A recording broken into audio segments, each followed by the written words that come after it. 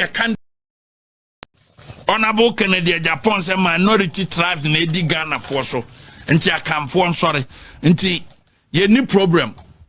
In MPP, akani ye candidate.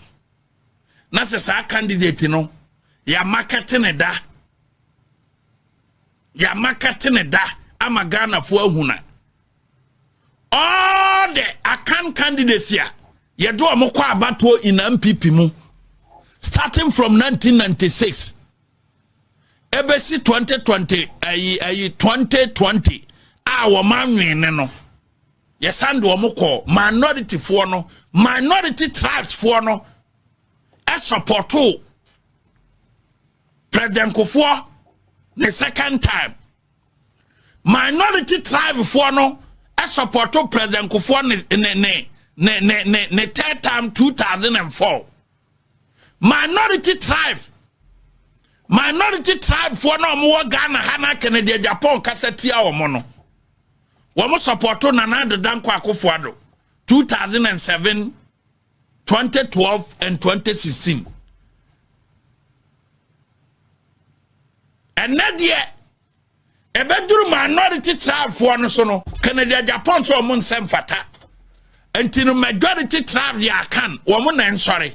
Nedi kan Eduru say akani qualified to lead MPP delegates ebe manako. Ye maketi akani emane kwa abato ne se wanwini a MPP delegates ebe ma sakani no asana kwa abato obi.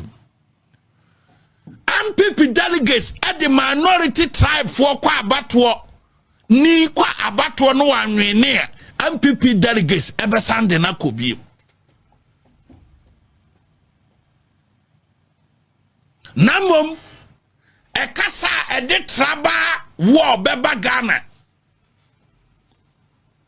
kasa ebe kasa we free ne dakro eja tom no MPP leadership omu huye because Kennedy Japan woska nti Kennedy Japan de timi sori ekase akan fo no ne dos nti omu sori minority tribe fo no de omu nya obia eno MPP leadership omu huye. Because your friend Kennedy Japan into MPP muna hiawa MPP leadership for mon recognize until Kennedy Japan what's kano etimi kase minority tribe who free voter won ho you belong to the minority tribe who free Oti region won ho you belong to the minority tribe because monka akan who free the 5 northern region. And if you go to Bono East, minority tribe dominated by 70% in the Bono East. Until you are talking about 8 regions in Ghana are minority tribes dominated. So Nima, Volta a minority tribe. Oti a minority tribe. Bono East a minority tribe in the dominated. The 5 northern region, I am minority tribe in the dominating, and the 8 regions out of the 16 regions, I want Ghana Hano. 8 regions out of the 16 regions, I want Ghana Hano is being dominated by the minority tribes. And Canada, Japan, that's how 8 regions, you know, Oti. Minority voter minority region, upper west minority region, upper east minority region, northern region minority, savannah minority, northeast. 8 regions out of the 16 regions is being dominated by minority tribe. Into Amun Semfata, they cannot lead. Dr. Mahmoud Bawumia, the position is clear. We free, on fine no nyane campaign. Yet there can kwa nisa wanwinia MPP delegates. Ebe tuano so ebe buano amana kobi. Yet the obi free minority tribe to say Dr. Mahmoud Bawumia wanwinia MPP delegates ebe ye the same thing. Edi amano no wakwa wini na majority tribe for no a support no. Anti Canada Japan or Yanchi Chemu hine Canada Japan yentichemu hine na so wanya sika na omu minority tribe because the 5 northern regions are a minority tribe sana oka voter region a minority Oti a minority Bono is a minority so nima because unima dia your friend data Bono East region is being dominated by the minority tribe so nima because unima dia friend data osara na okasa and 8 regions our Ghana is being dominated by the minority tribe and also amuhunya sa 8 regions way and to me president mani ye because Kennedy said wamon sem fata waka okọ na sem na oka ye no si ye ka nokura wo ampipi mu a si ye de nokura ka nokura wo ampipi mu a asema Kennedy Japan kan wo eastern region no se MPP leadership say ye ka nokura ye dangerous ten ye ayi asante achem ayi ampini kan ye no asante achem sat ampini kan ye no se ye ka nokura wo MPP ni se de nokura ye adwuma asema Kennedy kan wo eastern region say akamfo na ye majority tribe in Ghana and to amon sorry e mo minority medu omo so no e dangerous chain ni asante aten south MP kan ye no MPP leadership e de nokra ye adwuma na se nye selective enye nyiyimu dia ene ye de ye adwuma dia na se nye tan ena be a leadership no time ba omia dia and we ba omia supporter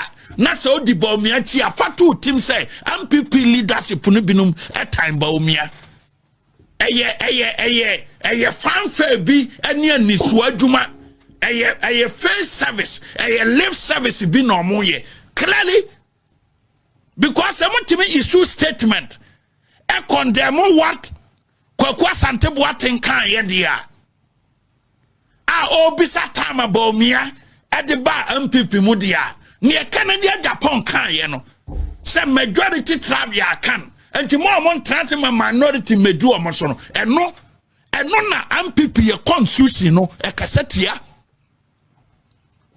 MPP ye constitution kasetia that statement na Kennedy kan ye no ebesi ne MPP leadership omo se ye letterhead asan asema Kennedy kan e dangerous ten ye Kwaku Asante Boateng kan ye no very dangerous because eno de ye constitution no kra no e kasetia say we free article 55 of the 1992 constitution e kasetia and let me read it article 55 I mean we say article na makano say no adia article 55 I mean you say beto apa article 55 fine. Political parties. I say Article 55 cross 3. I say subject to the provisions of this article, a political party is free to participate in shaping the political will of the people, to disseminate information on political ideas, social and economic programs of a national character, and sponsor candidates for election to any public office other than to district assemblies or local or lower local government units. I say every political party shall have a national character and membership shall not be based here. Membership shall not be based. That's Article 55 cross 4. Every political party shall have a national character and membership shall not be based on ethnic, religious, regional, or other social, other sectional divisions. And so Tiasema Kennedy, Ekokan or Eastern region. Say, as I say, I can't no boom, and you can't say minority tribe. If this is a political party, now China 8 regions in Ghana, sorry say, because of that statement, you know, they don't want to see MPP. Because this is something that is coming from MPP, and then the Obia issue statement to say, or a senior member of the party ni kwan say or kasa asem no.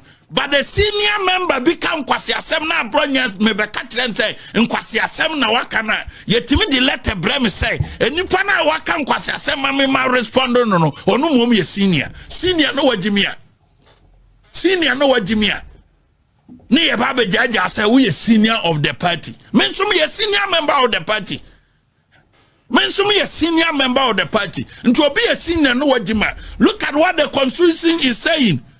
Every political party shall have a national character, and membership shall not be based on ethnic, religious, regional, or other sectional division. Asemna Kennedy kwaka ye no, enye division no deba. Eye dangerous enye kwakwa sante boating. E kwaka ye na, yesi ya refer no to disciplinary committee no. Kennedy asemna ye dangerous enye kwakwa sante boating ka ye no. There were 8 regions here, a minority tribe and a dominating Ghana. If MPP leadership and your research about it, I am telling them today, say there were 8 regions. Our Ghana have minority tribes of one Mokano, or when the controls our regions. No regions in Makumaku 8. And a minority tribe of more Ghana ha a control 8 regions. Some people want your research here. I'm telling you, it is awesome na Kennedy Akano. A program na wape ediama MPP. Sana 2012 okwa kasayema MPP ye lusu ye. All because when you scare presidential elections into a cancer phone cry, nobody cares. But a bronya be respondo et set record straight here. A release will come. A release will come. Yapon.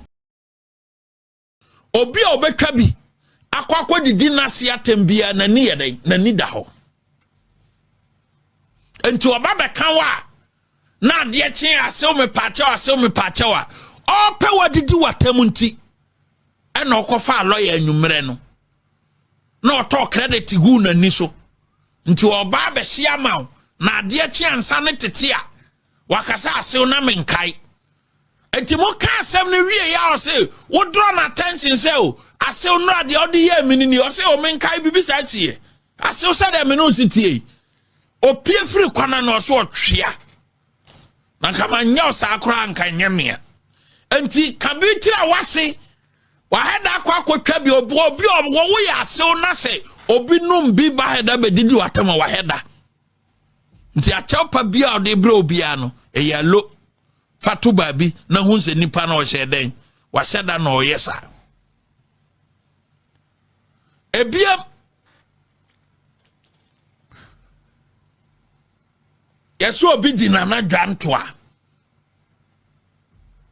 hypocrite guy osore a otiti kroma office ensema o kachire MPP in 2024 no amamfo yira free hypocrite and very corrupt guy and auditia sentimental and crofua uyusu enye Insira FM ene befa wo na dwantoa adwuma ene befa wo adwuma Insira FM na befa wo adwuma ehwo aso na abodu PhD tonu ebekwa akotena wo certificate na enko babia no Insira FM na odi PhD ni betena runima wo PhD no a PhD atowo for PhD na wakwa akodi free Zimbabwe na enko babia no Azumi Lion for training na omo ye no kro omo certificate ayede ma omo no emu oduru chem PhD na dwanto wakwa akodi no because wo certificate bia no we kita wo na dwanto a emu oduru chem Azumi Lion training a omo ye certificate of participation Azumi Lion de man nkrofo no wo mo certificate no emu oduru chem na dwanto a sa Zimbabwe PhD na wakwa akodi a wo de nenam kroma wo de Insira FM no. And some are walking can 2024 tier MPP and Dr. Mahmoud Bawumia Dr. Matthew Poku Prempeno. O papa no ma me antiti uyi entina o keka sa ansem no. But this time ye ma won kokwa. Nana granto tie na tie ni yie. Sa o papa no ma me antiti uyi no. 2024 u yusu Insira FM platform no. Edi Dr. Mahmoud Bawumia atem. cassette ya Dr. Matthew Poku Prempe and then ne ugusu didi Matthew Poku Prempe atem na babia omono Matthew Poku Prempe abo bradru no wo na na dwanto ni shuwa Matthew Poku Prempe ahye a onhye biem no eno no ye wo shu mu na wo anya wani agye but wo timi cassette ya no Matthew Poku Prempe ni shuwa wa hye a onhye biem no eno no wunya eye wusu mu na wabusu akora binto obida but wo see instead FM for my platform I won't qualify to be there and to when your platform 1 9 minute da e ho aso na obeye adwuma na nka he biem instead FM na obeye adwuma nka he biem kika ne obeka in 20 ayi no wie ye no and then wo say anya nwanwa ne edikan sa wo ya wo si hoi wotimi ka se na Kevin Taylor your student Kevin Taylor papa esa ba na no nko wage ne ba school fees afiri ho because school fees bia Kevin Taylor papa tua se wo sa akoa no kire na de se wo kire media no won kire ne ba no media no ese se papa no ba gi school fees ne back free ho because entity a bonny because wuna nkasa wi no why say wunyai wunu wo credibility time me ma bronye anesa ne ma mobra wunu wo ye kratini time ma bronye ne namba wiase be yede se nana dwan to na otinchire FM no so ye kratini time me ma bronya ane wiase mbe ma mobra because okita Zimbabwe PhD bia ubisa ne thesis crowd try ya onkai wey eso kire Kevin Taylor de sa Kevin Taylor problem o nyina no ni teacher ne na dwantoa awurade na Kevin Taylor papa besin nen on take step say or the school fees back and now you walk Kevin Taylor can't some kire wa betna radio susu woo so say obi a wo kire na de sa Kevin Taylor na ye wakora ba me che upanyini I'm telling you Kevin Taylor na ye wo wakora ba me ma bronya de wo na dwanto me che upanyini nti Kevin Taylor de obetuma friend that boy ba me I'm telling you say me che upanyini nti anya nwanwa say Kevin wo wi ni say na kire Kevin Taylor adie dia enam say wo ba class bia na wi hihye obotom na ebituatua won sa no nti hwene brabo a student wom Kevin Taylor wo yi wo say wo no timitena ho say Kevin Taylor to one wadi obi atem wo ha wo yira fi say didi Dr. Mahmoud Bawumia ene na po atem wo yira fi na woti inshire FM ho wo ba wiase wo nto console da because wo mobra wo ye kohwini entino wo no se Kevin Taylor do atem wo su wo se makwakọ kan Richard Anan every reasonable journalist bia na dwenu ye sound bia ba bisa say assemble na Richard Anan ko kan me fa doctor no kran kan ho okokan ya bronya respondo ye and you can take Richard Anan fight and be ready say me hana wo ba no headquarters ha wo ba no you won't survive because there's no way I remember a wee person a wee smoker like who Nana Jantua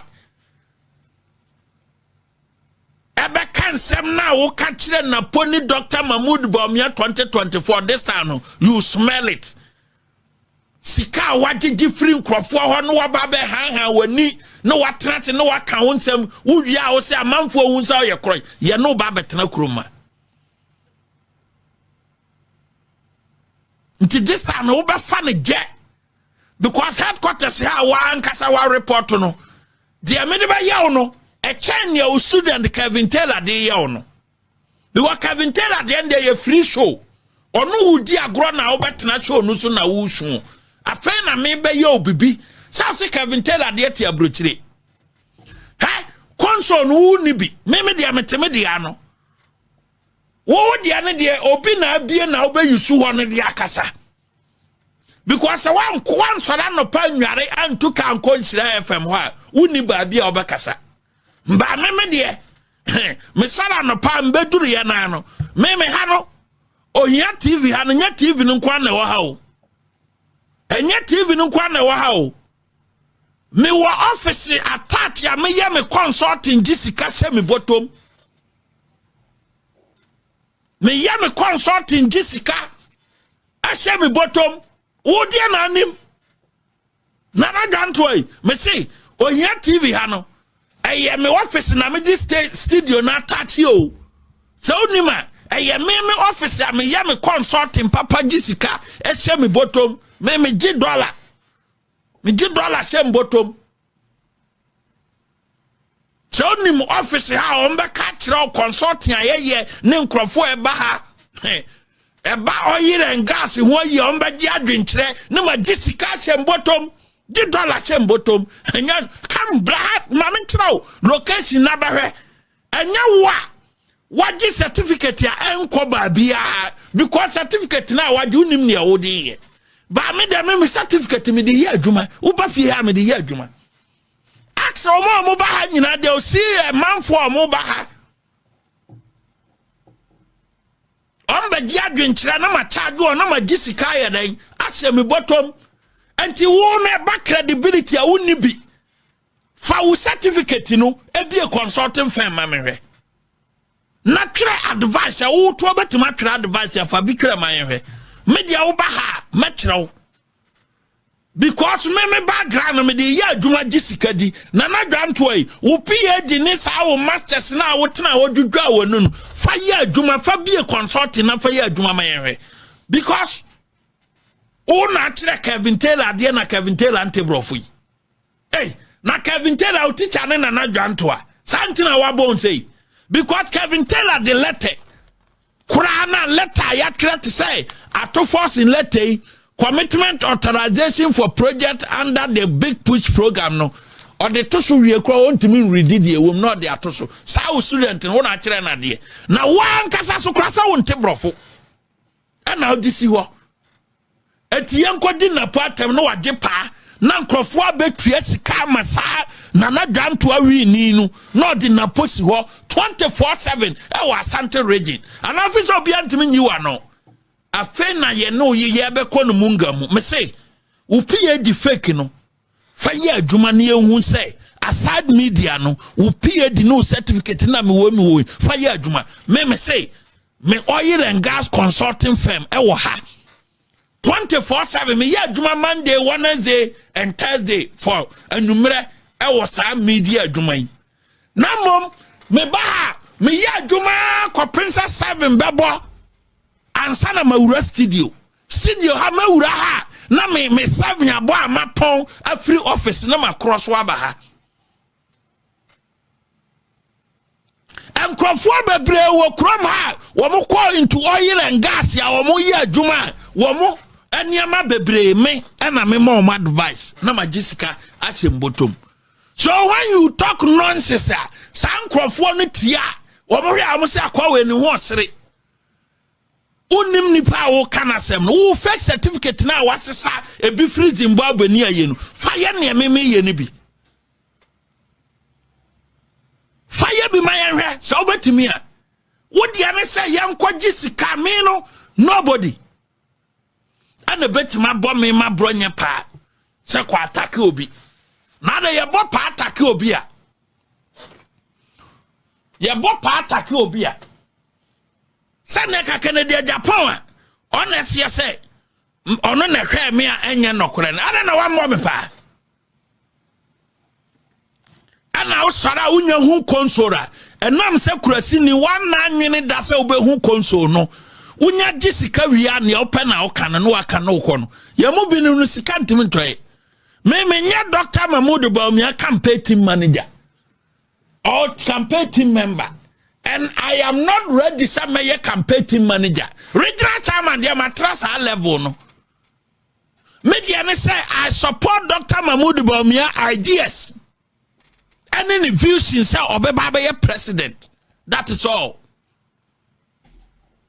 and the America support to nobody and a better Macase and Opian him say Canada Japan ye bitter and what to Sikamamu or ye bitter person because when ya bring your support. Very, very bitter.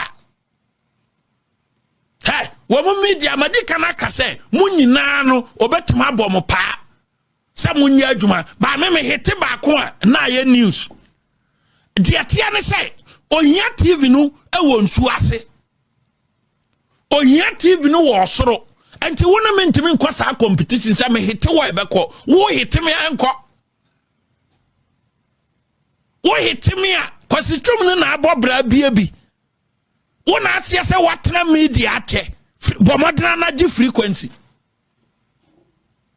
One asia media no what na watch me way, my court way, my essay, a coffee and Bomodana pesicanaji frequency nibi. Na fena me no. Student crown because of say teacher ni bia ni hwa obetete ni bayi akra no beba be didi na tem asa teacher ni ya papa enam se wo nya papa nti na subam bone kita wonti akra na wo kire na de ne se wo nya ni papa nti one akra ni mu wo nya ni papa you are very corrupt and dirty guy. Enunti ana one man entity papa ntina ne Kevin Taylor sora na oba so because one man entity papa and who sora na utufu we ni okasa basa wona na danto an se ultimate na ho say Dr. Mahmoud Bawumia the way back you said those nonsense because of say wonye credible to MPP nti ebra ye ba be yi Matopoku prempe ukwaji sika etna nchire FM ho e ka say ai adentina na pokura no e ba ma se running mate ojiji usika wie ye na no then enam say unipa wo pena ma manya running mate no asema na ponkan ye kra ne na dwantoa adane asem no no de tinchire FM ni nyina MPP ye take notice of that na eguso wo ho hey ye betima ye Ubetimaye MPP campaign manager, but we are telling you, I am telling you as a regional chairman say, MPP will never forgive you what you did in 2024 against the party. Tinana Jantra say fashion team say MPP will never forgive you.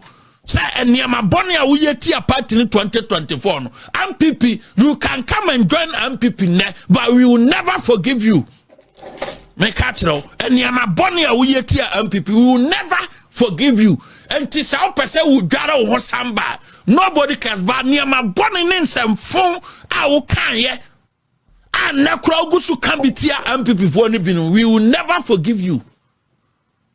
Oh, credibility is our told me true. Now, you don't know the difference between a regional chairman and campaign team manager because of say bounty. A second. Because me am a regional time I met him agam. Me yes resref what say wona na dwantoa. A wudi a wo frefre market woman for enam wo mo so agege sole no. Me matra that level. Ye adwuma wa ha gisika genuine money. No matua ye kan ya genuine money. Ne de ase ye ho. Nti wona me e back credibility and everything. Anya otipa ne me. Genuine money di no tipa ne me na ba ka say na Bawumia na anam say won sane morning what born into no campaign team member no say let's assume say me kra me campaign team member enya position o no aka say say Bawumia me I don't work for Bawumia me nya da Bawumia personal assistant what you say regional chairman matrasa presidential candidate be no obefa regional chairman so my personal assistant because no akra nim say regional chairman be atras position no because of say wabonti you don't know regional chairman be atras obepre ne ho say obeye campaign team member yeah atra that level no who ni bi da regional chairman wontimi ni bi da even Akuadonko party no kra wo na dwantoa ye nya wo regional chairman Akuadonko party nya original chairman constituency chairman kura don ko party ne yemfa ma so keep quiet over there now will show course qualification no me de ye adwuma me ye me consulting wo fie ha me ye no wodome ha obi ani me office wo kwana no what dey say amanfo ba ha me ye na magipuduo wo kwana no pe wo so fa wo de ye adwuma ma ye hwe anya yie babi aduru no abrabona na abitiu ntifa ne na musa okumase abrabona wo ye da na na dwanto abitiu ntifa ne na musa okumase na ntimu sa akọ na enye wi abrabona sa obi ani time for you barichara na no obo wadu meyi na no du obo abronye dini du meyi na no du because nobody in MPP never to make a tell me say retara na kasenti MPP mama respondo nobody say MPP will be to make say Dr. Retara na ne akasa no abo abronye dini ye say mama respond nobody in MPP and a bit to make a tell me obo me dini do me respondu do or attack me do me attack ni do or ditro do me expose no do say oboa on kan no correct because some obe kan ya me respondu no to no or ye trofo because retara na ne di kan kra na ye impersonation say I ye party asem ya me mpese me de be babonten talking as if we say or ye national executive member and nam say nana dwanto a journalism no atonsuo munti ne di kan say ukra ubisa ho say Richard Anane is he a member of the National Executive Committee or National Council? Say odi kan bisa one obi a onye member of National Executive or National Council ye da obaka National Council ho asem no obedi trogu kufuo so edi trogu meme so na asem o kan ye kora no enya ade a esiye na Kennedy Japan crofo na omuni campaign message presidential candidate a only campaign message no mo de that na eya mo wa adwene bi say mo security sa niam na e na be ma me magyai ba Kennedy asem kan dia say dwoku anadi asem adwene na mo campaign sa ha mo start sa de na nya no ye kwa campaign na mu ye guso kwa and some mo kan won na tu no ane o man FM no say I can say me kwanisa because of say me no me thinking and me intelligence level was runtino and some mo kan o hoditi aba omia no me kwana that level me dia ne say me dia see me ho so say any propaganda bia against baumia me ba ha ba expose you na no na Kennedy Japan Crawford they are not happy say omo ya propaganda bia na ma ba say no womo ya propaganda bia no nto ma fa ne say me expose their propaganda na insult but I will continue me shamo boss said there's no way I'm going to stop exposing Kennedy Japan propaganda and another you can take that mantle said this time no me expose you Kennedy Japan propaganda you will come and respond and let's see wono why yam fan to ba bi ne anwene ye ho yam pass down